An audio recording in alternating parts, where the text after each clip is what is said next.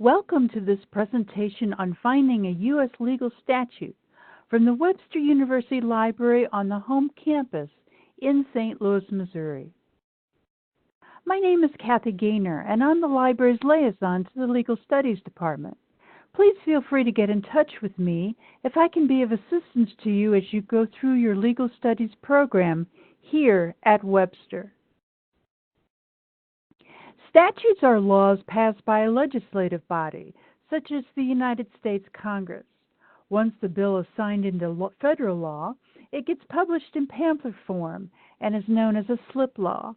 Then it gets added in date order in a source called Statutes at Large. Finally, it gets incorporated by subject into the U.S. Code. Today, statutes are increasingly easy to find via tools such as Google and Wikipedia. On the screen is the Wikipedia entry for what's commonly known as the Clery Act, a law which requires U.S. colleges and universities to compile and make public crime statistics on their campuses. Every U.S. law is assigned a unique public law number, which represents the congressional session in which the law was passed and the number of the law passed in that session.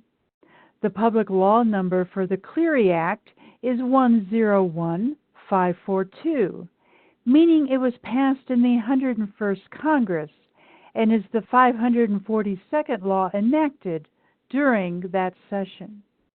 When the law is incorporated into the U.S. Code, it is assigned a title number and a section number. The Clery Act is found in Title 20, Section 1092 of the U.S. Code. Here's the text of the actual law found on the Internet. Laws can be confusing because they may combine two or more topics. In this example, the Campus Crime Statistics Law was combined with a law about graduation rates of student athletes. We actually have to scroll down a bit until we get to this section which covers crime on campus. Let's also see how we can access this statute through the library's website. Begin at the library's homepage at library.webster.edu. Click on the Articles Databases link at the left. On the page that appears, click the Legal Studies link on the right under Social Sciences. One of the main databases for legal research is Westlaw Campus Research. Click on Westlaw Campus Research to begin. You will need to log into the database to gain access. Here's the opening screen. Notice the database name, Westlaw, at the top left. You can always click on this to return to the opening screen from anywhere in the database.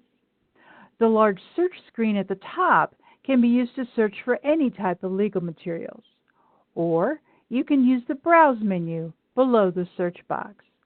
Let's see how we could search for the Clery Act. Click the Statutes and Court Rules link under All Content.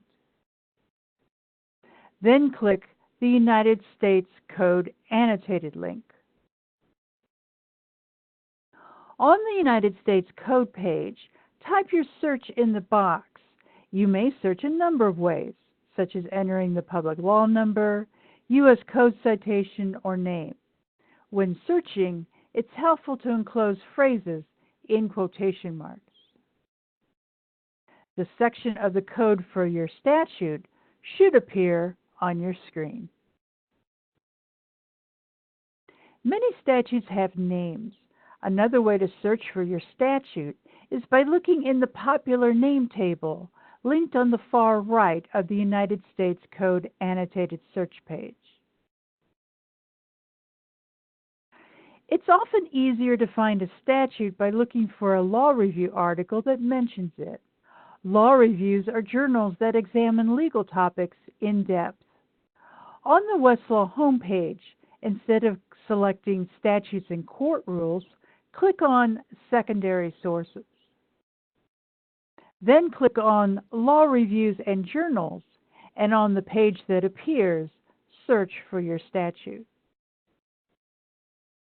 Here's an example of an article on the Clery Act. The footnote provides the location of the Act in the U.S. Code. Click the link to display the item on the screen.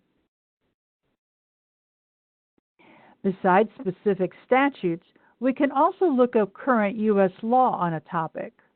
On the United States Code annotated page, type your topic into the search box. Sections on your topic from the U.S. Code should appear on your screen. You've just learned how to find U.S. legal statutes. Additional resources for legal studies may be found on our Legal Studies Research Guide. On the library homepage, click on the blue Research Guides button in the middle of your screen. If you need further assistance, contact me or go to the library homepage and click the blue Contact Librarian link in the middle of the screen. On the left, you'll see ways that you can contact a Webster University librarian. Be sure to use the toll-free 800 number or email if you're outside of the St. Louis area. Note that our chat service is available 24 hours a day, 7 days a week, except for selected U.S. holidays. Thank you for spending time with me today. Please feel free to contact me if you have any questions about this presentation or need assistance with your legal studies assignments.